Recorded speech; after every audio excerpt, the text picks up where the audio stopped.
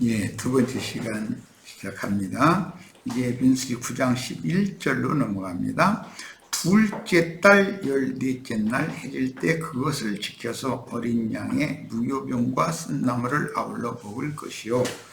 정기 6월절보다 꼭 한 달치의 부득이한 사정상으로 정기 6월절을 지키지 못한 자들은 성막에서는 다음 달 14일 저녁에도 6월절 잔치로 참여할 수 있었던 것인데, 출애굽한 선민이라면 반드시 6월절을 지켜야 한다라는 뜻이에요. 정규 6월절 절기날 참석하지 못하면 다음 달이라도 꼭 참석을 해라, 그 말이에요. 이만큼 중요하게 여기는 것이죠. 6월절 절기에 참여하는 것을. 이런 말씀을 가지고 이제 하나님의 교회 그 사람들은 자기네들한테 와서 6월절 절기 그걸 해야 된다고, 선반찬식 그거 해야 구원 받는다고 이제 그렇게 막 주장하죠. 자, 불에 구운 어린 양의 무교병과 쓴 나물을 아울러 먹는 6월절 의식을 이렇게 중요하게 인식시키고 빠짐없이 지키도록 명하신 것은 먼 훗날 유일한 주물주 하나님이시며 유일한 구원자께서 사람으로 오셔서 성취하실 그 6월절을 주님이 다시 오실 때까지라는 건 그 영으로 임하시는 것을 말하는 거예요. 대대로 고대하며 준비하고 기념하게 하시는 것에 대한 예표입니다. 오늘날 교회는 거룩한 떡을 떼어 영생의 말씀을 나누어 먹으며 영생하게 하는 생명수의 포도주인 그 영을 축복의 잔으로 마시는 교회의 모임에 반드시 참여해야 한다는 말씀으로 받아 주님이 다시 오시기까지 예수께서 대속물로 드려진 사실을 전하여 대대로 기념해야 하는데, 기독교계는 소위 성만찬 의식으로 행합니다.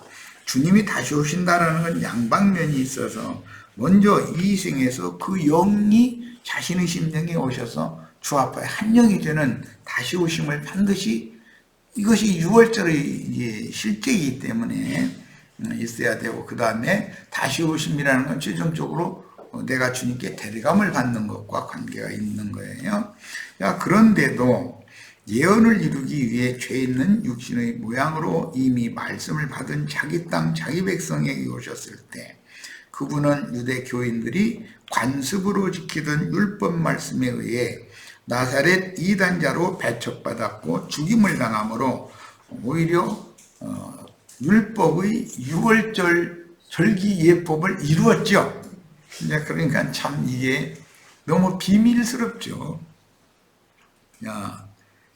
헌물은 어린 양의 무교병과 쓴 나물 세 가지를 제시했는데, 6월절을 기념하는 절기제사 때 온 이스라엘이 의무적으로 먹어야 하는 음식물인데, 어린 양은 대속제물로 죽임당한 인자 예수를 상징하고, 무교병은 다른 교리의 누룩이 섞이지 않은 순수한 말씀을 주님이 다시 오실 때까지 처음 전도를 받는 가족이나 이웃이나 사람들을 데리고 와 복음집에 처음 참여했으면 그 사람에게 주님의 그를 위해서 대속제물로 드려지고 살려주는 영이 되어서 그 사람의 심령에 그날 그 집회 중에 임하여 한 영이 될 수 있도록 그걸 이제 전해줘야 되는 건 필수적인 것이고, 그 다음에는 그것이 다가 아니고 영원한 하나님의 나라를 유업으로 받는 후사가 되도록 이제 영적 생명이 자라야 되고, 그 다음에 최종적으로는 자신의 그 영에 있는 속사람이 장성하게 자라서 육신에 있는 옛사람을 대적해서 진멸해버리고 그 속에 하나님의 나라가 임하도록 각자의 속에 있는 귀신들을 다 쫓아내는 그런 역할을 할 수 있는, 전쟁을 수행하고 이길 수 있는 그런 사람이 되도록 가르쳐야 되는 것이죠. 이제 무교병은 다른 교리의 누룩이 섞이지 않은 순수한 말씀을 상징하며, 쓴 나물은 하나님께서 육신의 모양으로 세상에 오셔서 당하신 고난을 상징하므로 영생의 말씀을 받아먹은 성도는 당연히 쓴나물로 상징되는 삶의 고난을 경험하여 말씀을 소화하여, 즉 믿음으로 화합하여 자신의 영적 생명이 되어야 합니다. 말씀을 지식으로만 혼에 저장하고 소화하지 못하면 받은 말씀이 도리어 자신의 혼에 해를 끼치도록 걸림이 될 수 있으니, 피상적인 교리 지식만 채운 신자들은 영이 교만해지고 마음은 헛되이 높아지므로 결국 떠돌이 별이 되어서 그가 사실은 구속받지도 거듭나지도 않은 가라지 신자임을 스스로 드러내게 된다. 신자들이 세 가지 음식을 먹어야 하는 것은 예수께서 고난당하신 인생의 삶과 죽음에 각자 자신이 광야 교회 생활을 하는 모든 인생 과정에서 믿음으로 참여하여 예수의 흔적을 가진 참제자로, 참 형제로 믿음을 지키고 달려갈 길을 맞춰야 한다는 경고입니다. 자, 이제 12절 이런 얘기를 내가 하도 여러 번을 했기 때문에 12절 아침까지는 조금도 남겨두지 말아라 그랬어요. 6월절 음식은 6월절 당일 저녁 즉 즉석에서 모두 먹어야 했는데, 왜냐하면 그것은 하나님의 구원 역사와 그리스도를 상징하는 거룩한 음식으로서 단번에 믿음으로 취하고 신속히 애굽을 떠나야 하므로 먹다가 남은 재물은 개, 돼지 드린 애굽인들에게 그걸 남겨주면 안 되는 것이다. 오히려 하나님 말씀을 가지고 이제 대적하는 용도로 예수를 우려도 있고, 예수님을 우스갯거리로 이렇게 삼아볼 우리가 많죠. 그 뼈를 하나도 꺾지 말아야 된다. 시편 34편 19절로 20절 인용을 봅니다. 의인은 고난이 많으나 여호와께서 그의 모든 고난에서 건지시는도다. 그의 모든 뼈를 보호하시며 그 중에서 하나도 꺾이지 아니하리다. 여기 의인은 예수님을 말하는 것이고, 제자들을 말하는 것이고, 오늘날 믿는 우리들을 말하는 거예요. 자, 요한복음 19장 31절로 37절 봅니다. 이날은 준비일이라. 사흘길이라는 것은 준비일, 안식일, 안식 후 첫날 이렇게 사흘길이죠. 사흘길씩, 광야길은 계속 사흘길씩 이렇게 앞으로 진행하는 거예요. 유대인들은 그 안식일이 큰 날이므로, 큰 안식일이 일반적인 안식일 말고 절기 중의 6월절에 당하는 안식일이라는 건 큰 안식일이라는 거예요. 그만큼 6월절 절기를 중요하게 여긴 것이죠. 그 안식일에 시체들을 십자가에 두지 아니하려 하여 빌라도에게 그들의 다리를 꺾어 시체를 치워달라 하니, 군인들이 가서 예수와 함께 못 박힌 첫째 사람과 또 그 다른 사람의 다리를 꺾고, 이 첫째 사람이라는 것은 첫 아담 인자 예수와 함께 죽어야 되는 사람이죠.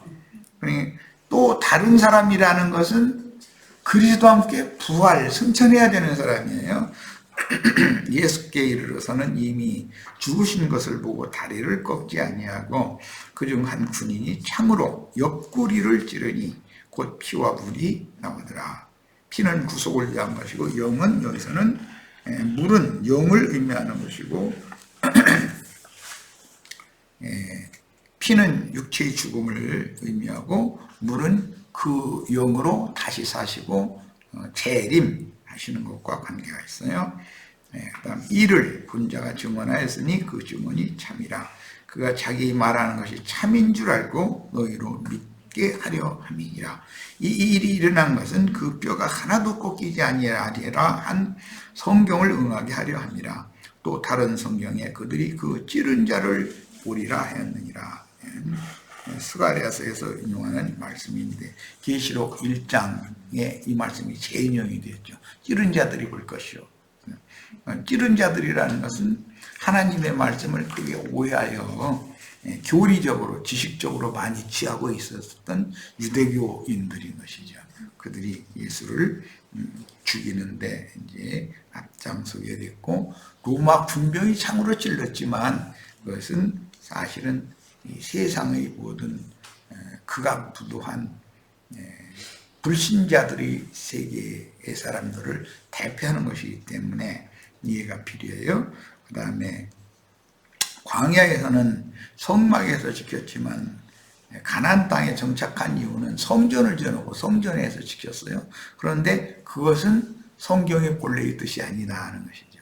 유월절은 이 집 저 집에서 각 집에서 가족 수에 맞춰서 유월절 양을 잡되 가족 수가 부족하면 이웃집을 초대해서 복음 집회라는 건 아까 내가 이미 말씀드렸어요. 우리만 모여서는 안 된다.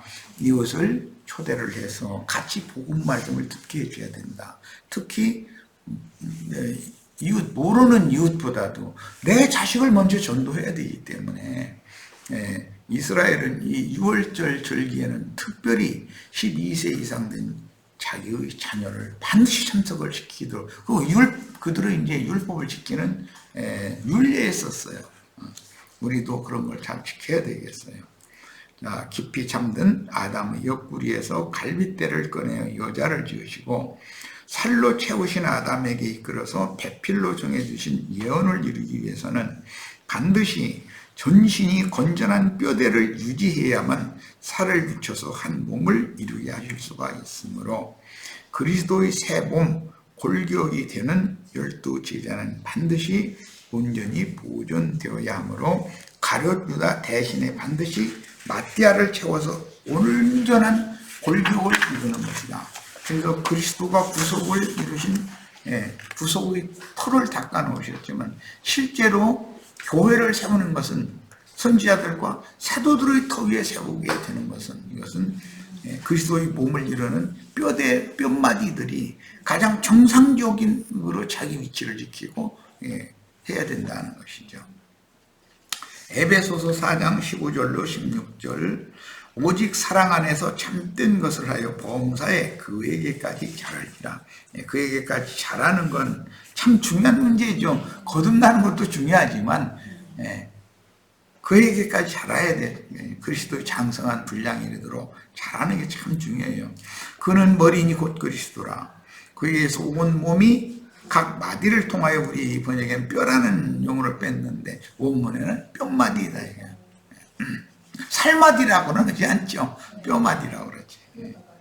도움을 받음으로 연결되고 결합하여 각 지체의 분량대로 역사하여 그 몸을 자라게 하며 사랑 안에서 스스로 세우느니라 그랬어요. 이것이 교회 건축이다. 교회 건축이라는 것은 가장 기초적인 것은 구속의 터전이 닦아져야 되고 구속하신 그리스도의 몸을 세울 때는 일단은 골격, 뼈대가 정상적으로 세워져야 해요. 세상에 집을 짓는 것도 일단 뼈대부터 세워놓잖아요. 그러니까 뼈대가 잘못돼 버리면은 그 집은 잘 지어놓은 것 같아도 나중에 무너져 버릴 수가 있는 것이죠. 이 가정으로 말하자면 자기 자녀손들을 가장 정확한 위치와 신분과 그에 맞도록 질서가 딱 잡혀야만 그 가정이 튼튼한 것이지. 만약에 손자가 반항을 하고 떠나간다든지 자기 자식 중에 누군가가 부모님의 말씀을 거역하고 함부로 행한다든지 그렇게 하면 그 집안이 흔들리게 마련이고 나중에 흔들리다가 보면 집안이 무너질 수가 있는 것이죠. 이런 것은 인생사에서 우리는 다 잘 알 수 있습니다. 자, 골로새서 2장 16절로 19절 그러므로 먹고 마시는 것과 절기나 초하루나 안식일을 여러 누구든지 너희를 비판하지 못하게 하라. 오늘 우리는 지금 율법절기에 대해서 말씀을 강론하고 있으나 이것은 모두 영적으로 교회 생활에 적용을 해야 된다라는 걸 지금 나는 이제 이것을 구약 말씀이지만 교회 생활을 어떻게 실행할 것인가. 6월절 절기는 반드시 참여해야 된다. 이것은 교회에서 마련하는 복음 집회에는 의무적으로 이건 참석을 해야 된다. 그런 의미라고 이렇게 이해를 하시면 됩니다. 그 다음에 이것들은 장래인 일의 그림자이나 몸은 그리스도의 것이니라. 몸은 교회를 말하는 거예요. 그리스도의 것이라는 건 필이 된다는 뜻이고 아무도 꾸며낸 겸손과 천사 숭배를 이유로 너희를 정죄하지 못하게 하라. 그가 그 본 것에 의지하여 그 육신의 생각을 따라 헛되이 과장하고 그 머리를 붙들지 아니하는지라. 온몸이 머리로 말미암아 마디와 그랬는데 원문대로는 뼈마디와 힘줄로 공급함을 받고 연합하여 하나님이 자라게 하심으로 자라느니라 그랬어요. 육신의 그 몸이 예가 되어져서 그리스도의 몸된 교회가 이렇게 세워져야 된다는 거예요. 훗날 세상 죄들을 지고 가실 대속물로 드려진 인자 예수께서 십자가에 달려 죽임을 당하실 때 뼈가 하나도 꺾이지 아니하므로 이 예언적인 규례를 완전히 성취하셨는데 그리스도의 새 몸인 교회의 머리는 그리스도시요 뼈마디들은 교회의 인도자들을 상징한다는 것을 알 수가 있어요. 자, 민수기 이제 9장 13절 14절로 갑니다. 그러나 사람이 정결하기도 하고 여행 중에 있지도 아니하면서 유월절을 지키지 아니하는 자는 그 백성 중에서 끊어진다. 그 백성 중에서 끊어지는 형벌이 이스라엘 사람들은 가장 두려운 형벌로 알았어요. 그래서 이스라엘 사람들은 그들의 신앙 공동체에서 출애당하는 것을 제일 두렵게 여겼어요. 그것은 왜? 하나님께로부터 버림받는 것을 상징하는 거였었고, 또는 부부관계로 말하자면 이혼 증서를 받아가지고 쫓겨나는 것. 자기 집에서 쫓겨나면 친정으로 돌아가야 되는데 친정에는 올케가 자기 자리 차지하고 있지, 친정으로 돌아가 보면 자기 자리가 없잖아요. 이제는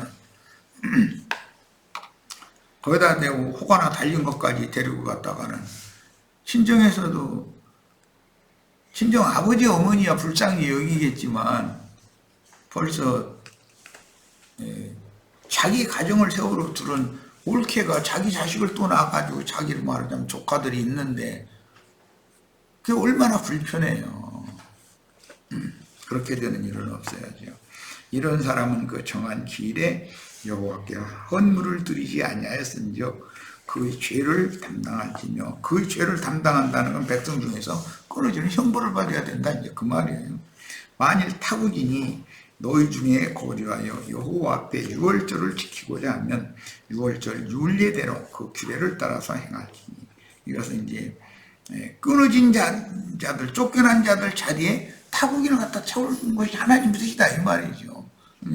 자기는 당연히 구원받은 확신은 있다고 그랬는데 자기는 오히려 쫓겨나고 이방 죄인이라고 생각했던 사람이 그 자리를 갖다 메워버리면 자기 자리 없어져 버리는 거 아닌지. 부득이한 사정으로 본의 아니게 유월절을 지키지 못하게 되는 두 가지 경우에도 한 달 후 2차로 유월절을 지켜야 했으니 이스라엘 백성은 그 누구라도 유월절을 지켜야 했으나 유월절을 지키지 않는 자에게는 준엄한 형벌이 가해졌습니다. 이것은 그 영혼이 하나님에게서 끊김을 당할 수가 있다는 거예요.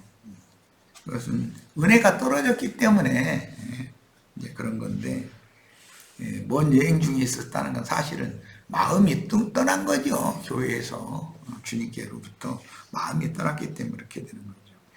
본문에서 끊쳐지리니라는 이 니케르타라는 말은 하나님과의 언약 관계를 더 이상 유지할 수 없게 된 사실과 백성의 진에서 쫓겨나 하나님의 율법으로 특혜, 보호를 받지 못함을 의미하는데, 하나님의 왕국에서 끊어진다는 것은 곧 출애당하는 것을 의미했으므로 이스라엘은 출애를 영적 형벌로 인식했습니다. 하나님의 징벌인 출애의 경우 일정 기간이 지난 다음에 이제 중요한 문제예요. 이번에 이제 우리 한 형제가 나의 가르침에 대해서 오해가 좀 있었던 것 같아요. 이런 문제를 난 기회가 있을 때마다 가르쳤어요, 사실은. 출애의 경우 일정 기간이 지난 다음에 회복을 할 수가 있어요. 둘째 아들이 회복할 기회가 있죠. 끝내 돌아오지 않으면 그럼 그가 완전히 영원한 멸망을 받았느냐? 그렇지는 않은 거다 라는 말이에요. 자, 끝내 신앙을 회복하여 교회로 돌아와 신앙생활을 회복하지 않고 세상으로 아주 돌아가 버리거나 세상 교계로 나가버리면 그 영혼은 가라지 신자이거나 육신에 있는 어린아이 신자 둘 중에 하나다. 그런데 당신은 가라지다 이렇게 함부로 말하면 안 되죠. 당신의 생명이 너무 어리다 이렇게 함부로 말하면 맘 상할 거 아니에요. 자기 그래도 나 신앙생활 연주가 얼마고 뭐 성경을 얼만큼 알고 다 이런 게 다 있는데 다만 말씀을 가르칠 뿐인 것이지. 그러나 출애당했다고 해가지고 이것은 대표적으로 모세의 누이인 미리암이 7일 동안 진 밖으로 출애당했었죠. 그런데 7일 후에 돌아왔잖아요. 회복을 가장 기초적인 것은 회복을 염두에 두는 거예요. 하나님은 완전히 끊어버리거나 완전히 없애버리거나 완전히 영원한 심판에 넣는 그런 것을 염두에 두고 출애시키는 게 아니에요. 징벌을 받고서 돌아올 것을 염두에 두고 출애를 시킨 거예요. 그런데 가라지들이라면 자기가 영이 너무 교만해져 가지고 뻗세는 사람이라면 안 돌아온단 말이에요. 끝내 제 길로 그냥 가죠. 그럼 그 사람은 어디로 갈 거냐? 유리하는 별이 될 우려가 제일 많다는 거예요. 까먹어가며 돌아가. 그러니까 이제는 일단 출애를 당했으면 징벌의 기간이 찬 다음에 뉘우치고 돌아와야죠.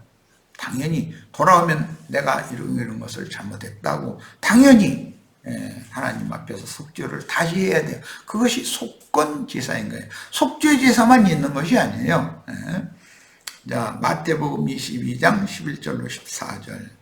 임금이 손님들을 보러 들어올새 거기서 예복을 입지 않은 한 사람을, 이 예복을 입지 않은이라는 것은 여전히 헌 누더기 옷 옛사람과 그 행위를 가지고, 즉 율법 제도권 안에서 무슨 버들먹거리든 그런 관습을 가지고 천국 잔치에 왔더라는 거예요. 주님이 증거하시는 말씀을 들으러 왔더라는 거예요. 자, 그 사람은 앉는 태도가 딱 달라요. 뒤로 이렇게 버티고 이 손 놓는 자세도 뭔가가 좀 그렇고, 뭔가가 하여튼 저 사람은 벌써 다른 지체들이 다 감을 잡어. 저 사람은 망보러 왔구만, 간보러 왔구만, 이러고 다 한단 말이에요. 그 사람은 교회에 정착할 사람이 아닌 걸 다 알죠. 자, 이르되 친구여 어찌하여 예복을 입지 않고, 친구여라고 한 걸 보니까 그도 말씀줄이나 읽은 사람이라는 걸 알 수 있죠. 예복을 입지 않고라는 것은 옛사람과 그 행위는 흔두더기는 벗어버리고 그리스도로 새 옷을 입고서 새 영과 새 마음을 가지고 여기에 참여해야 되는데, 기독교계에서 무슨 신학박사니 뭐니 목사니 뭐니 이런 것만 자존심만 잔뜩 채워가지고 와 있는 이제 그런 경우였죠. 아니 여기 들어왔느냐 하니 그가 아무 말도 못하거늘 임금이 사환들에게 말하되 그 손발을 묶고 바깥 어두운 데 내던지라. 거기서 슬피 울며 이를 갈게 되리라 하니라. 자, 바깥 어두운 데 내어 던졌으면 회개할 기회가 아직은 있는 거죠. 육신의 장막을 아직도 입고 살고 있다는 뜻은 아직은 은혜 받을 만한 때, 구원의 날들이에요. 이런 상태에서도 회개하고 돌이켜서 주님께로 와서 헌두더기 내가 입고서 그만 들고 그랬노라고, 내가 너무 오직하고 우매하고 참 미련했었노라고, 내가 잘못했다고 정말로 무릎 꿇고 주님 앞에 딱 돌아오면 하나님은 당연히 받아주지요. 그를 이렇게 바깥으로 내던지는 것은 영원한 지옥불에 던져버리는 것과는 전혀 다른 개념이라는 걸 알아야 돼요. 돌아올 것을 염두에 두신다 하나님은. 그래서 청함을 받은 자는 많되 택함을 입은 자는 적으니라. 복음을 누구나 많이 듣는데 다 천국으로 초대 청함을 받은 거잖아요. 그런데 자기 영적으로 교만하면 그게 잘 합당하게, 초대에 합당하게 행동하기가 쉽지가 않죠.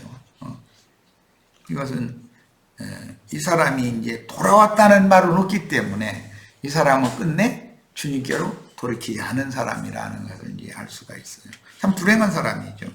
자, 마태복음 24장 48절 51절. 만일 그 악한 종이 마음에 생각하기를 주인이 더디 오리라 하여 동료들을 때리며 술 친구들과 더불어 먹고 마시게 되면 생각지 않은 날 알지 못하는 시각에 그 종의 주인이 이르러 엄히 때리고 이건 끊어낸다 는 뜻이고, 오늘 이제 말씀에서 출애시키는 것을 상징하는 그 말씀이 끊어진다 이렇게 돼 있잖아요. 그러니까 결국은 엄히 때린다라고 신약에 번역을 했지만 이것은 끊어낸다는 구약 말씀과 똑같은 그런 개념이다라는 거예요. 자, 끊어버리고 그가 돌이키기를 기다리시죠. 그러나 끝내 돌이키지 않으면 어떻게 되냐? 외식하는 자가 받는 벌. 이것은 마태복음 앞에 23장에서는 너희가 어떻게 지옥의 판결을 피할 수가 있겠느냐, 이 외식하는 서기관과 바리새인들이요. 그러니까 최종적으로 돌이키지 않으면 지옥 판결로 이제 들어가는 거예요. 네. 거기서 슬기울매를 갈리라 그랬어요. 자, 마찬가지로 오늘날 6월절 어린 양이신 예수 그리스도가 베푸시는 구원의 잔치에 참여하지 못한다는 뜻은 하나님의 생명에서 그리스도의 은혜에서 끊어짐으로, 제일로 끊어지는데 제일 중요한 역할을 하는 건 영적 교만이에요. 마음이 높아진 거예요. 그것은 영적 교만은 성경 지식이 꽤 있다는 거예요. 그게 문제인 거예요. 이게 제일 위험한 사람이 있죠.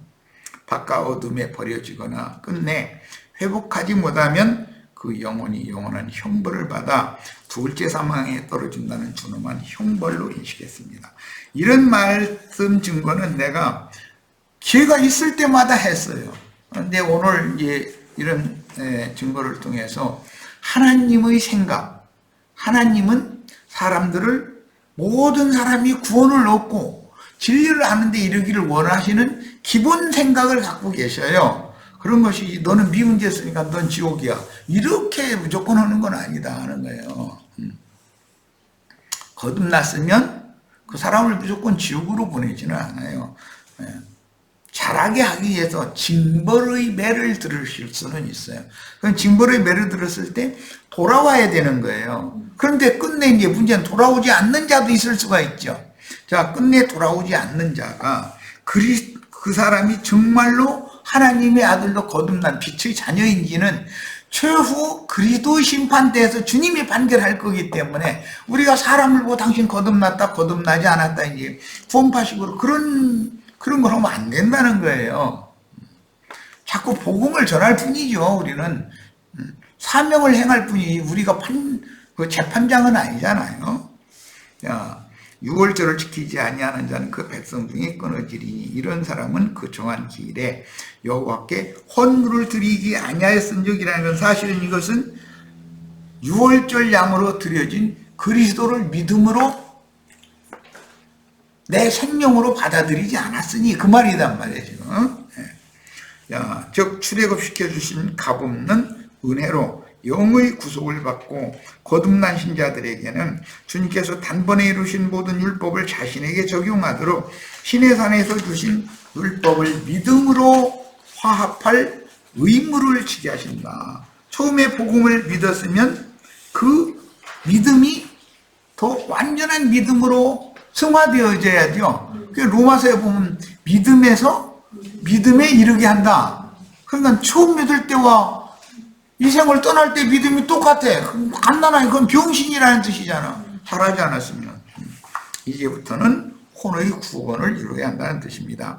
속세의 교계에는 소위 구원파라는 종교 집단에서 하나님이 모세를 보내어 일방적으로 애국의 고센 땅에서 유월절을 먹고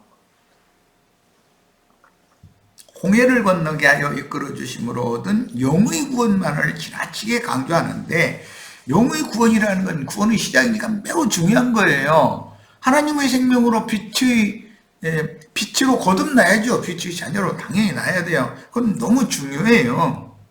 그러나 그것만 강조하다 보면 태어난 것은 하나님의 빛의 아들로 태어났는데 중간에 양육을 받지 못하고 계속 초보의 동반을 반복해서 가르침을 받으면 영원히 완전한 저주는 아니고 저주에 가까운 형벌을 받는다는 거예요. 그래서 그 마지막은 불사람이 된다 그랬어. 그러니까 그것은 온전한 구원에 들어간 사람이 아니라는 말이란 말이에요. 자, 이제 광야에서 죽은 사람들이죠. 그런 사람들이. 그런데 광야에서 죽는 것도 어디까지 가서 죽느냐에 따라서 영원 세계의 백성이 되면 별과 별의 영광이 각각 다른 거기 때문에 기왕이면 백성이라도 좀 상위층 백성이 돼야지요. 만국 백성들을 위해서는 땅의 왕족들의 새 땅의 영원한 새 땅의 왕족들이 그 자기가 위임받은 고을 10고을 5고을 이런 고을 자기 나라 백성들을 잘 보살피고 양육하기 위하여 성 안에 들어갈 권세가 있는 들어가서 보라님 생명나무 열매를 먹고 생수를 마시고 생명나무 이파리 따가지고 와서 매번 치료를 해줘야 된다는 거잖아요. 그러니까 결국은 알고 보면 사람은 이 생에서만 하나님의 입으로 나온 말씀으로 사는 게 아니라 영원토록 생명나무 실과와 생명강수와 심지어 생명나무 이파리의 치료를 영원토록 받아야 된다는 것이다. 뭔가 부족하다면. 자, 영의 구원 이후에는 몸의 구속을 받아 신부성의 영광에 참여하기까지 두렵고 떨림으로 혼의 구원을 이루기 위해 믿음의 말씀, 구원의 말씀을 교회 생활로 화합해야 한다는 성경의 기본 진리를 퇴색시키거나 간과함으로 그의 혼이 방종해주고 뒤로 물러가 어둠에 잡히게 하는 오류를 범하도록 구원파가 너무 죄사함받고 거듭나는 죄사함과 거듭남밖에 없어. 그 사람들을 하여튼 이러면 안 된다는 거죠. 중요하지만 그게 세상과 죄와 율법의 저주에서 건져주심을 받은 신자들인 회개하고 복음을 믿음으로 영의 구원을 받아 사망에서 생명으로 옮겨졌으면 즉 피로 속사람이 씻음을 받고 영이 거듭났으면 이건 중생의 씻음이라고 표현하죠. 이제부터 교회로 모여 진리 말씀의 젖을 먹고 삶을 통해서 소하여 자라야 되며 젖만 계속 먹으면 안 된다는 거예요. 완전한 데 나아가는 더 단단한 음식을 또 먹을 수 있어야 되는 것이죠. 그리고 그 다음에는 자기 자신이 하나님께서 주시는 창금을 맘대로 그 전투복 갑옷을 다 갖춰 입고 전쟁에 참여할 수 있어야 되는 이건 이제 가나안 땅에 진입을 해서 전쟁에 참여하는 거. 이것은 영에 있는 나 자신이 육신에 있는 옛사람 고개를 들고 일어나려면 그것들 다 도륙되고 전쟁에서 이겨버려야 이기는 자가 아니면 영광에 참여할 수 없다라는 거예요. 이것은 이제 광야 교회 생활을 마친 장성한 자들이 할 얘기이기 때문에 이건 이제 다음에도 기회 있을 때마다 말씀을 나누겠습니다. 세상의 예대로 말하자면 모태에서 출문한 갓난아기는 탯줄에 의지하여 처음에 모태에선 살다가 모태 밖으로 나왔으므로 당연히 탯줄을 끊고 핏덩이를 목욕시켜서 전신에 묻힌 피를 씻어주어야 하며 그것이 중생의 씻음이라고 그러는 거예요. 새로운 식물인 어미의 젖을 이제 밖에서 먹는 거예요. 이제 안에서 탯줄을 통해서 먹는 게 아니고 입에 물려 새로운 환경에서 자라게 해줘야 됩니다. 피와 불과 그 영으로 씻음을 받는 중생의 씻음인 회개하고 복음을 믿어 거듭나는 초보도만을 강조하고 그리스도의 장성한 분량에 이르도록 신령한 양식을 먹고 건강하게 자라야 한다는 기본 진리를 간과하거나 무시하면 청년 이상으로 자라지 않으면 영적 전쟁에 투입시키지도 않아요. 주님의 왕국에서 끊임을 당한다는 사실을 부인하게 되는 것입니다. 그러므로 애굽의 고센 땅에서 유월절을 먹고 급히 출발하여 홍해를 건너 많은 물에서 건져주심을 받은 이 많은 물이라는 건 계시록 17장 15절 음녀가 큰 음녀가 많은 물이 앉아 있다고 그랬잖아요. 그 많은 물에다가 떡을 던지라 그랬고 큰 물에다가 그러면 뭐 태평양 바다에다 떡 던지라 그 말은 아닐 거 아니에요. 자, 그래서 이제 계시록 10장에서 주님께서 힘센 천사가 주시는 그 비밀한 최후 추수에 관한 마지막 나팔 내용의 말씀을 받아 먹으면 그 열국과 백성과 민족과 그 음녀가 앉은 물에다가 가서 그걸 다시 전해야 되는 게 증인들이 사명이잖아요. 만약 구속받고 거듭난 이후로도 애굽 즉 모태의 일만을 생각하면 반드시 광야에서 엎드러져 죽고, 그런데 이스라엘 백성들은 출애굽을 해가지고 시내산에서 금송아지 만들어가지고 우리 애굽으로 돌아가자 그랬다는 거잖아요. 하나님은 그걸 제일 싫어한다는 거예요. 그럴 바에는 세상으로 다시 돌아갈 바에는 거듭나는 것이 아무 의미도 없는 거잖아요.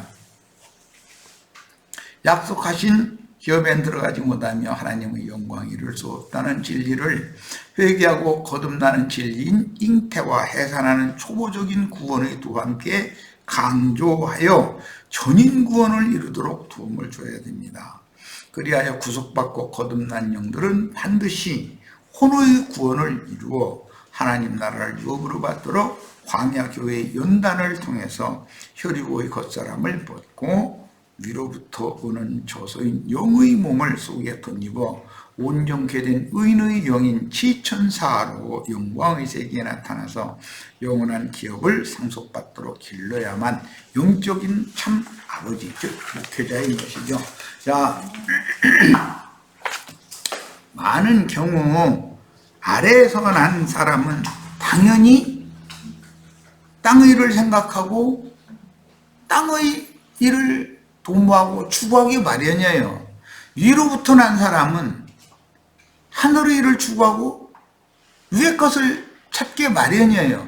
그러니까 그 생명이 어디로부터 났느냐, 그 근원이 이렇게 중요하다. 그런데 우리는 모두 현재 아직 육신의 생활, 입고의 생에서 교회 생활하는 건 두 근원이 이제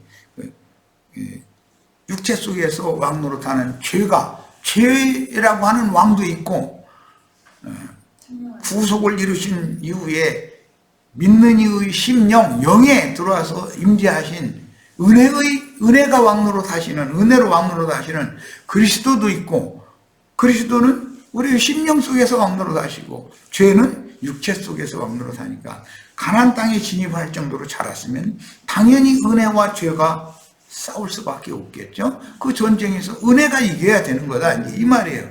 이것은 이제 다음에 더 기회 있을 때마다 말씀 나누겠습니다. 자, 오늘 집회 모두 마칩니다.